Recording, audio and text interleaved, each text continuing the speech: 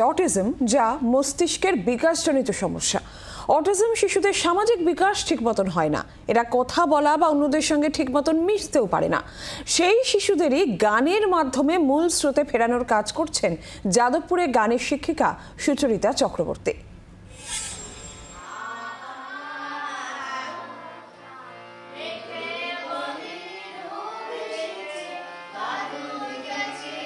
সুচরিতা চক্রবর্তী গানের শিক্ষিকা।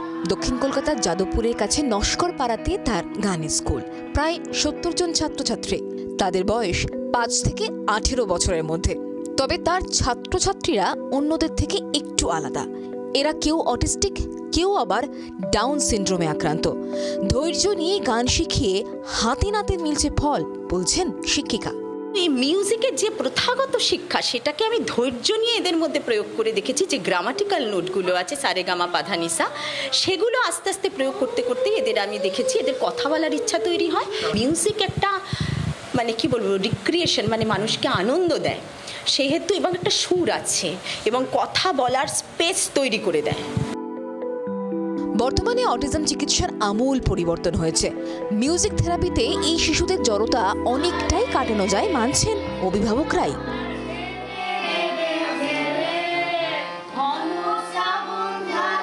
ইমপ্রুভ হয়েছে, কথাটা এসেছে। আগে যেমন এক অক্ষর বলতো পুরোটা অস্পষ্ট, এখন 2 অক্ষরও বলে, 3 অক্ষরও বলে, তবে কিছুটা স্পষ্ট এসছে, হচ্ছে সবে, খুবই ভালো। আর আমার আগে ছিল না এরকম, এখানে আসাতেই হয়েছে দিদির কাছে। ও এমনি গান করতো, কিন্তু এখানে এসে ওর গানের কথা বলা এবং ওর স্পিচের যে কনস্ট্রাকশনটা, সেন্টেন্স কনস্ট্রাকশন, এগুলো অনেক বেটার হয়েছে এবং গানের ফলে ওর অনেক উন্নতি হয়েছে এবং ওর মধ্যে যে অস্থিরতা ছিল সেটাও অনেকটা ঠিক হয়েছে।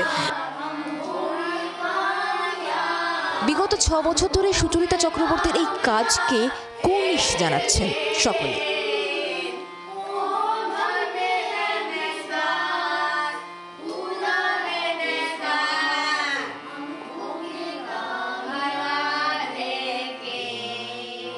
যারা কথা পর্যন্ত বলতে পারতো না ভালোভাবে, মিশতে পারতো না ভালোভাবে, সারে গামাপা বা সরগমের ধ্বনিতে আজ তারা কথাও বলছে, মিশছেও এবং সমাজের মূল স্রোতে ফিরে আসার লড়াই চালাচ্ছে।